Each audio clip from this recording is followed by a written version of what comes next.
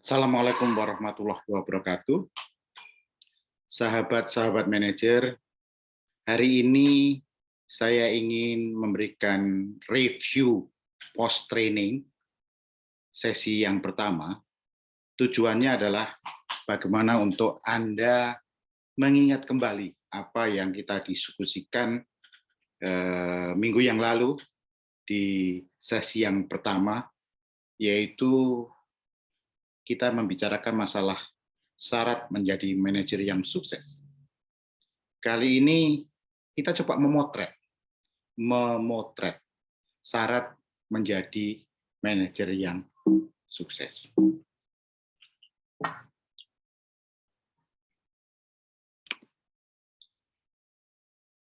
Kita kembali lagi ke definisi manajer untuk mengingat kembali apa sih definisi manajer. Bahwa manajer adalah orang yang memiliki tugas, kewajiban, dan tanggung jawab mengelola sumber-sumber dan tugas-tugas untuk mencapai tujuan organisasi. Jadi apa? Manajer adalah orang yang memiliki tugas, kewajiban, dan tanggung jawab mengelola sumber-sumber dan tugas-tugas untuk mencapai tujuan organisasi. Anda tentu sudah masih ingat apa yang kita diskusikan. Nah, yang kedua yang ingin kita review, kita bahas kembali adalah apa itu manajemen? Manajemen adalah proses memutuskan cara terbaik untuk menggunakan sumber-sumber daya bisnis untuk menghasilkan barang atau menyediakan layanan atau jasa efisien dan efektif. Kuncinya apa? Efisien dan efektif. Nah, sumber daya bisnis itu ada 6. Yang pertama, karyawan. Yang kedua, peralatan. Yang ketiga, material. Yang keempat, metode. Yang kelima, market. Yang keenam, money. Jadi 6M tadi, kalau bahasa Inggrisnya, man and woman, machine, material, method, market, dan money. Jadi kita sudah bahas detail ya waktu minggu kemarin di dalam sesi yang pertama. Anda juga sudah presentasikan juga apa yang kita diskusikan. Saya hanya mengingatkan, mereview kembali supaya Anda tidak lupa. Nah, tadi kita telah bahas 2 hal. Pertama mengenai manajer. Kedua mengenai manajemen. Jadi kalau manajer adalah orang yang memiliki tugas, kewajiban, dan tanggung jawab mengelola sumber-sumber dan tugas-tugas untuk mencapai tujuan organisasi. Itu manajer.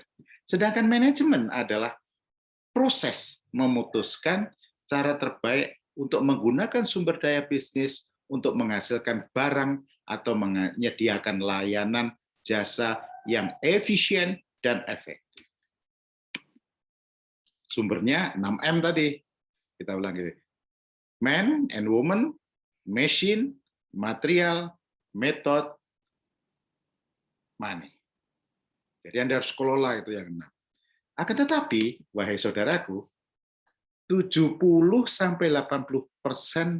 faktor man dan woman atau karyawan atau anak buah sangat mempengaruhi keberhasilan aksi yang dilakukan oleh manajer. Jadi ingat, 70-80% faktornya adalah faktor anak buah atau karyawan atau man on woman. Sangat mempengaruhi keberhasilan aksi yang dilakukan oleh manajer. Oleh sebab itu, manajer dalam melakukan aksi, yaitu aksinya manajemen, membuat efektif dan efisien dengan 6M. Nah, aksinya apa? Melakukan proses bisnis melalui orang lain dengan mensupervisi melakukan proses bisnis melalui orang lain dengan mensupervisi untuk mencapai tujuan organisasi atau tujuan perusahaan dengan apa? Efisien terkait cara melakukan pekerjaan dan efektif terkait hasil melakukan pekerjaan. Jadi ingat, apa aksi yang manajer lakukan? Melakukan proses bisnis melalui orang lain. Melalui orang lain dengan mensupervisi untuk mencapai tujuan perusahaan dengan efisien terkait cara melakukan pekerjaan, efektif terkait melakukan pekerjaan. Dengan mengelola 6M. Kembali lagi, 6M penting. Man, woman, machine, material, method, market, dan money. Jika aksi bagus dan benar, jika aksi bagus dan benar, maka unit penjualannya akan meningkat. Jumlah rupiah akan meningkat. Market share akan meningkat. Oleh sebab itu, Anda harus membangun proses bagaimana merubah pengetahuan menjadi kemampuan. Itu kuncinya.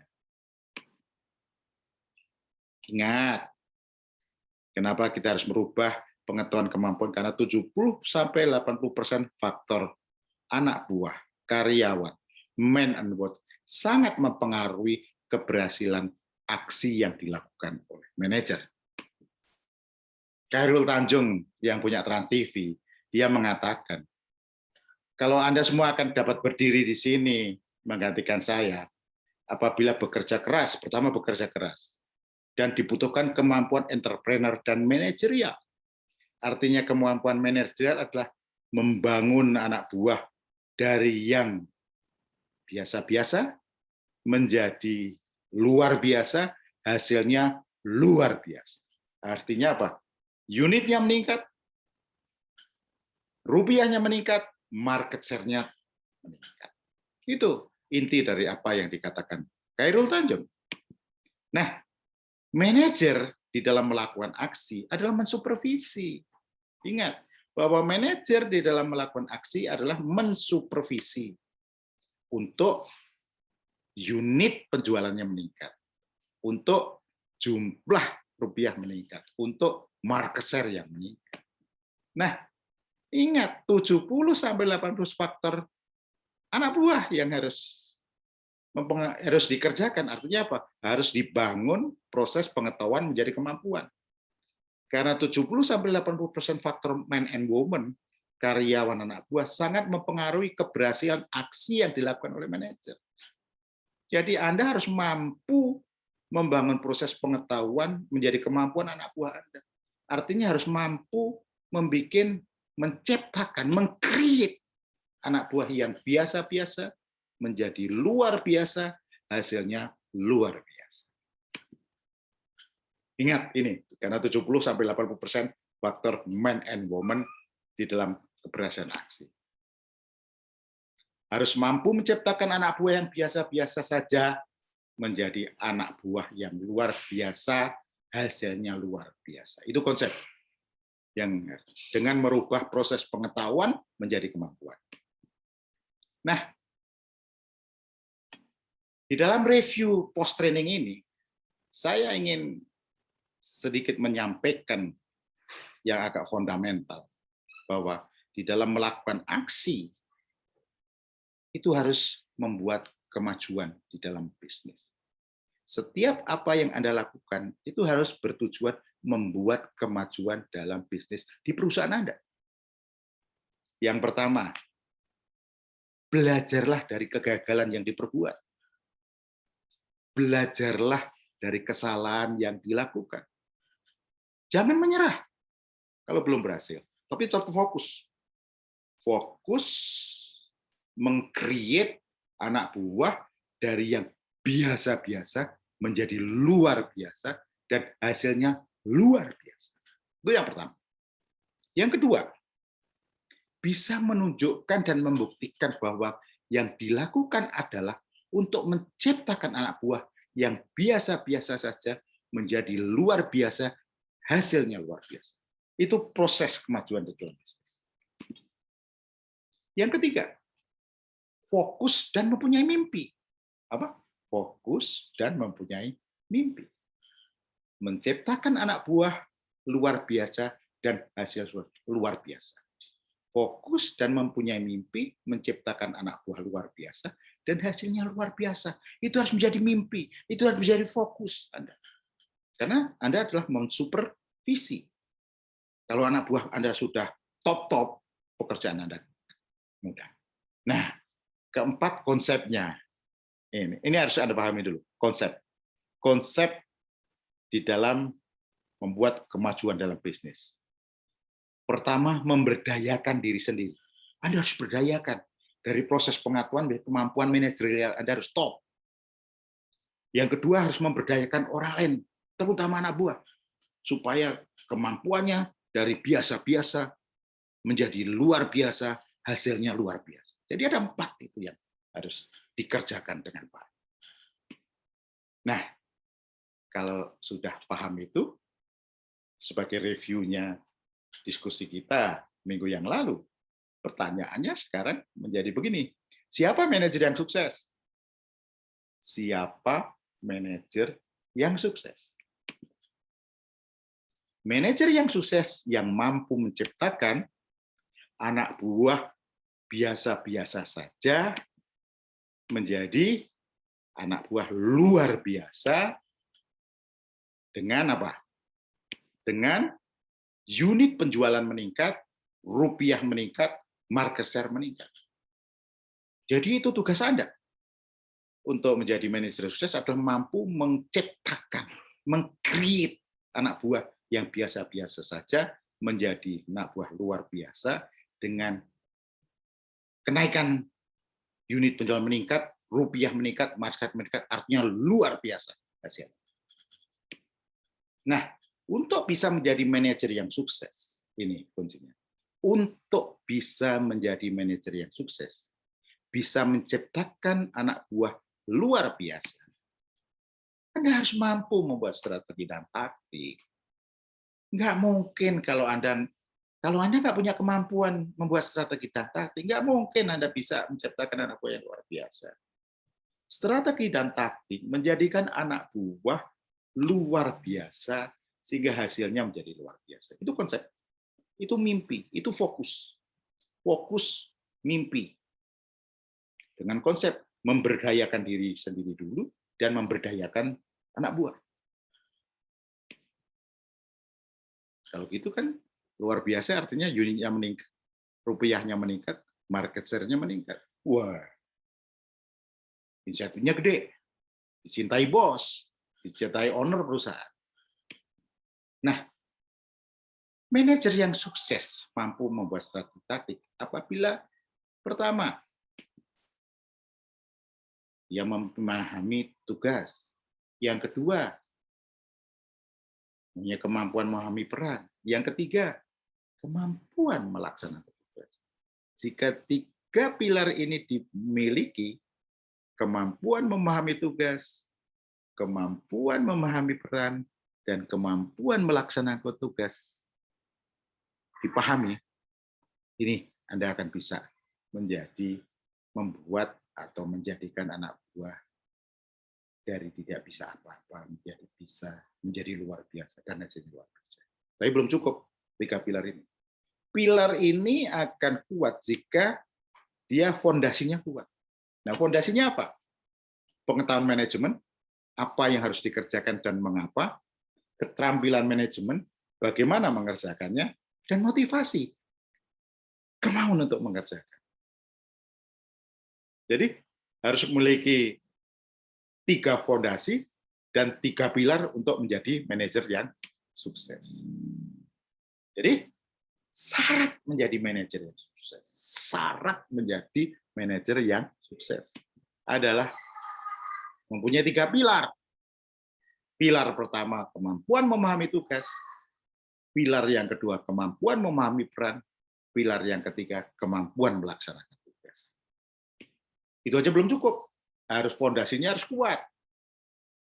Pengetahuan manajemennya harus paham betul apa yang harus dikerjakan dan mengapa dikerjakan. keterampilan manajemen bagaimana mengerjakan, dan motivasi, kemauan untuk mengerjakan. Kemauan untuk mengerjakan ini bisa dilakukan kalau punya keterampilan manajemen. Keterampilan manajemen itu bisa dipunyai kalau punya pengetahuan manajemen.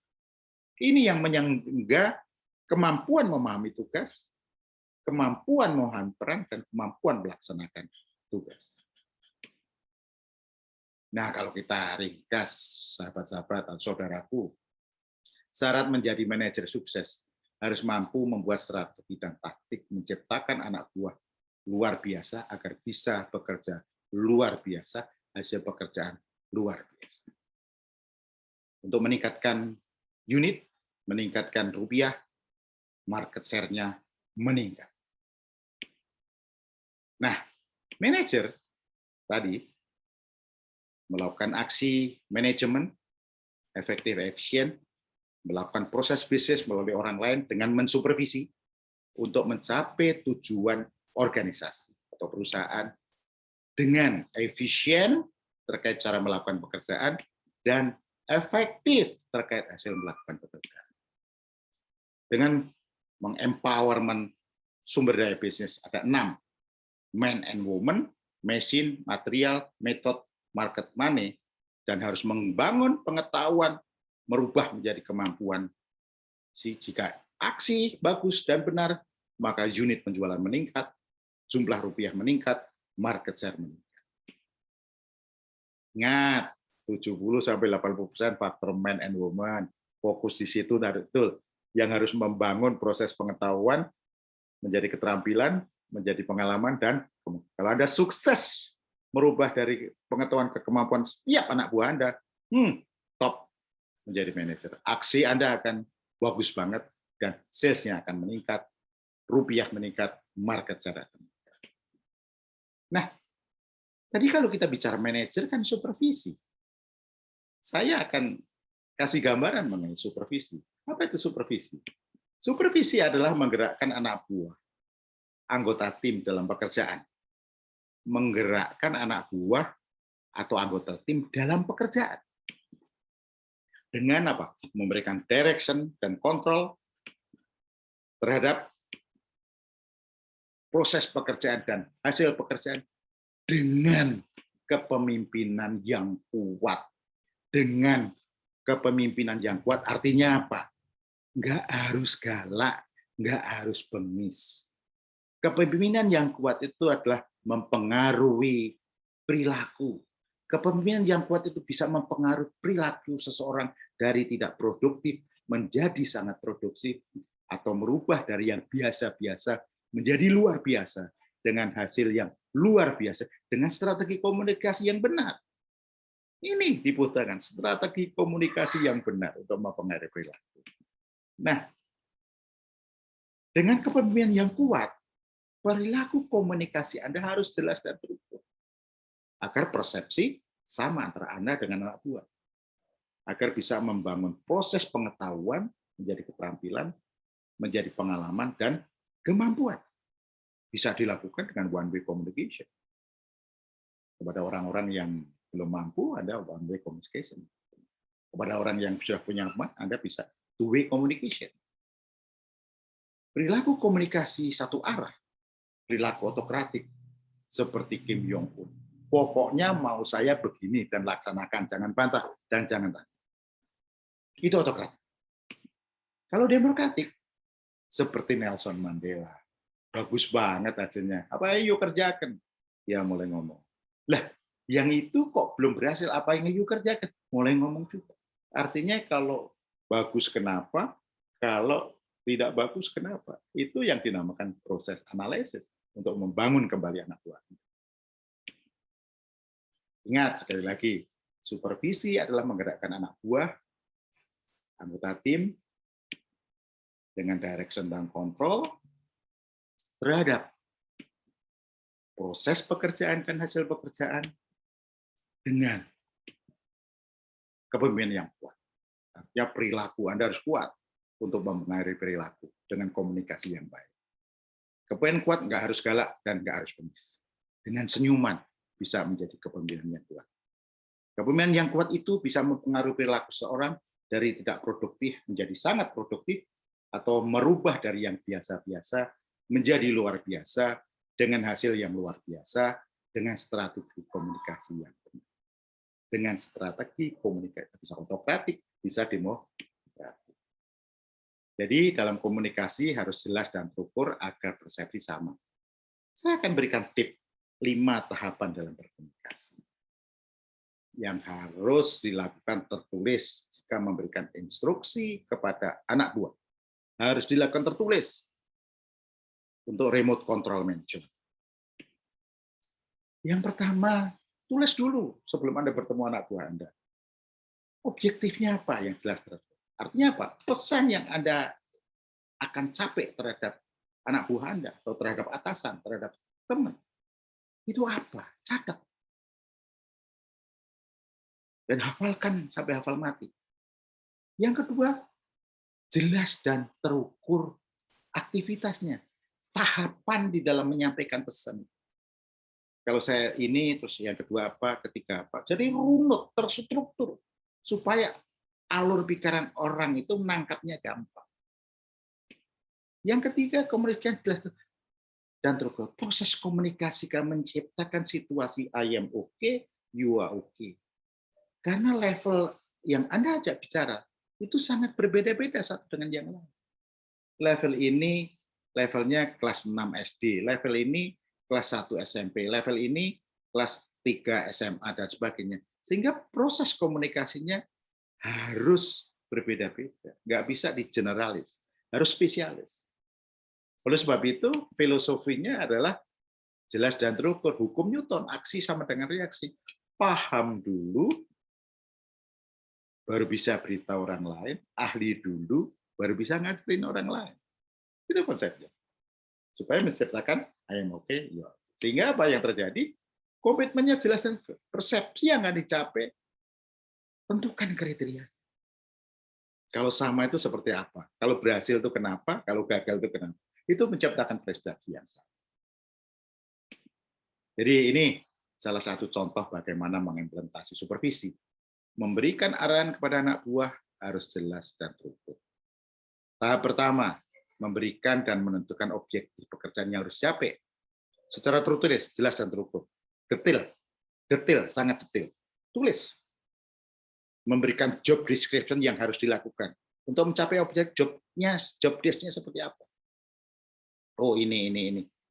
Yang ketiga, memberikan SOP, cara mengerjakan pekerjaannya seperti apa. Yang ketiga, Anda harus berikan training kepada orang itu untuk bisa mengerjakan, untuk bisa melakukan. Tahap kelima, memberikan ukuran hasil pekerjaan. Ukuran hasil pekerjaan itu dengan kriteria yang sesuai dengan job description yang diberikan dengan kriteria. Kalau baik sekali itu apa kriteria? Harus jelas, harus terkomunikasi. Baik itu apa kriterianya, jelek itu apa kriterianya, jelek siapa kriterianya. Dan semua tertulis. Setelah paham di dalam meeting dengan anak buah, Anda tanda tangan, anak buah tanda tangan, fotokopi, cetak. Satu untuk Anda, satu untuk anak buah Anda, satu untuk administrasi. Ini yang saya maksud dengan remote control management. Jadi anak buah itu pergi kemana aja, roh Anda ada di situ.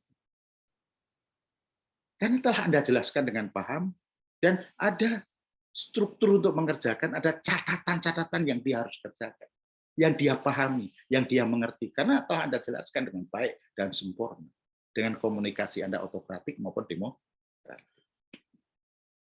Jadi untuk menjadi manajer yang sukses, harus memiliki strategi dan taktik menjadi seorang pemimpin di sebuah organisasi dengan memberikan supervisi yang jelas dan terukur. Dapat menggerakkan anak buah atau anggota tim dalam pekerjaan dengan direction control terhadap proses pekerjaan dan hasil pekerjaan dengan kepemimpinan yang kuat. Mampu memberikan 5 tahapan strategi. Objektifnya jelas terukur, aktivitasnya jelas terukur, komunikasi jelas dan terukur, filosofi jelas, komitmen jelas kepada anak buah Anda dengan jelas terukur dan tertulis. Oleh sebab itu, konklusinya, manajer itu kuncinya harus memberikan direction dan kontrol. Harus membangun proses pengetahuan, keterampilan, pengalaman, dan kemampuan. Saya kira itu yang bisa saya sampaikan hari ini, ya, sahabat-sahabat. Mudah-mudahan ini bisa mereview Anda, mengingat kembali Anda dalam diskusi kita minggu yang lalu. Dan sampai review berikutnya, nanti akan saya sampaikan setiap hari. Insya Allah. Assalamualaikum warahmatullahi wabarakatuh.